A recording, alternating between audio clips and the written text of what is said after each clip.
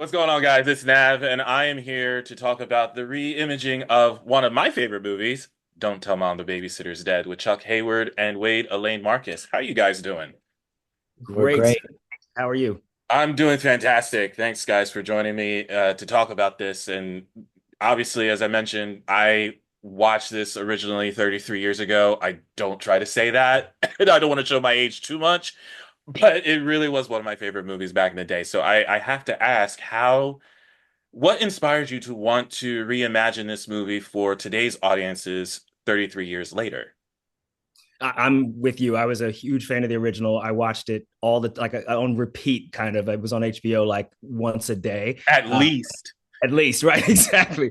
And it was one of I didn't get along very well with my sister at the time, and it was one of the movies that we could bond over. We could watch together, Bro, and we same. Same. really. That's Yes. and that I love that. And so, like, if this movie can do that for another generation, I'm more than happy with that. Like I'd love that. And also just, reimagining it as a black family, like the stakes are a little higher when the situation happens to a black family. So that Just was a really tad. a little bit, a little bit. Yeah, and for me, I read Chuck's script. It wasn't something that I was like, "Ooh, I really want to remake Don't Tell Mom the Babysitter's Dead." It wasn't something that, of course I knew of it, I was aware of it, but unlike you guys, it wasn't something that I watched on repeat. But reading Chuck's script, being the oldest of four siblings in my family, I really saw myself in it, surprisingly. And when I got the opportunity to sort of talk about the way that I wanted to make this movie and the people around that sort of responded to it, here we are. I also have to mention the fact, I don't want to give too much away, but I love that there were certain call outs to the original in this film. Yeah, I will give away this one part though. They are watching the original movie in the current movie. that's right. I will Yeah, give that part away. That's the only part I'm going to say. But yeah. there's another factor in this I don't want to give that out yet. I want y'all to watch it. But I thought that was really cool to see that in the new movie. So I was like, kudos to you. But That and also we shot in the original house. you're kidding.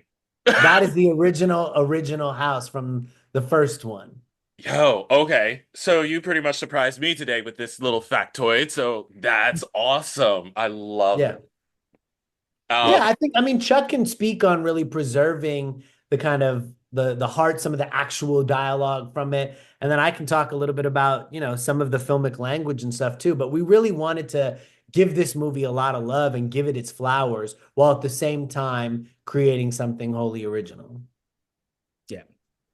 yeah, if you want to speak to that, Chuck, I really would appreciate it. Like you really did kind of encompass as you just said, Wade, the love for the original film into this new film. I mean, there was just so many beats that were played that I was like, it's honoring the original, but also giving it a new spin and a new taste to it.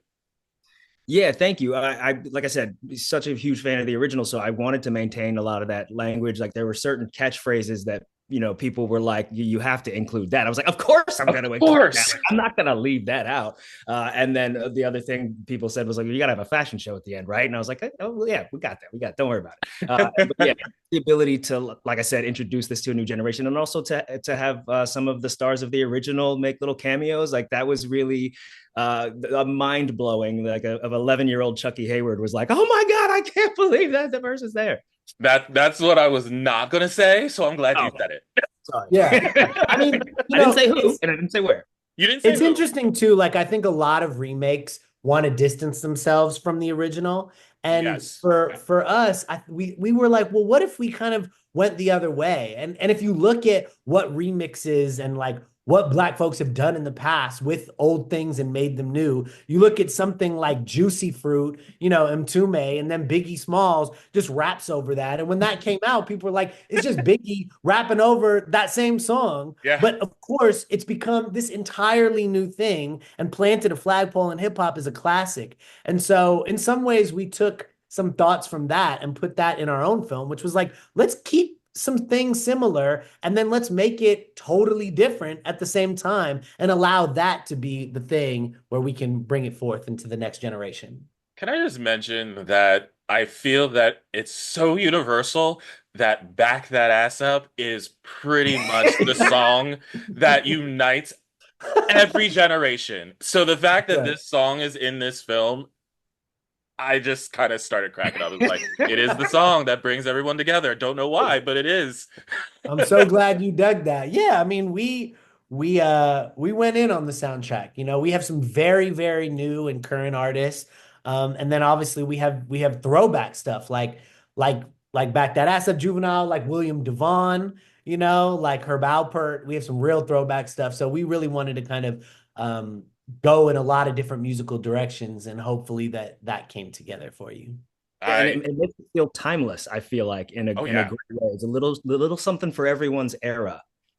Yeah. Oh, absolutely for sure. And there's so much more I could talk about, but I love that you were in Delaware to promote it 6 months ago at Penn Cinema. And shout out to one of your former classmates. I made sure I want to get this in. Pam Reaver. She, Driver, yeah, yeah. yes, I know her now as Pam Martz, but Marks, yeah, right. she loved and adored you. She thought you were funny. So I just wanted to pass on her hellos to you. So. That was the homie, man. Sixth grade. I love it. So Don't Tell Mom the Babysitter's Dead is going to be available on all streaming and digital platforms on November 19th. Chuck and Wade, I really appreciate your time. I'd love to have you back. Thanks so much, you guys. Thank Well, you. No, thank I you. appreciate you.